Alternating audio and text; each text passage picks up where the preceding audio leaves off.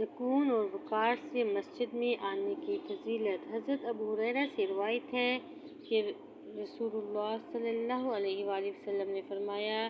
جب نماز کے لیے تکبیر کہہ دی جائے تو تم دوڑتے ہوئے نہ آؤ بلکہ سکون اور وقار سے آؤ، پھر جو نماز ملے اس کو پڑھ لو اور جو فوت ہو جائے اس کو پوری کر لو، اس لیے کہ تم میں سے کوئی شخص نماز کا قصد کرتا ہے تو وہ نماز ہی کی حالت میں ہوتا ہے۔ آمین کہنے کی فضیلت۔ حضرت ابو ہریرہ سے روایت ہے کہ رسول اللہ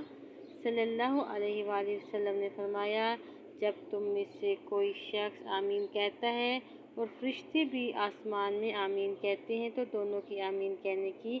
آواز مل جائے تو اس کے اگلے گناہ معاف کر دیے جاتے ہیں۔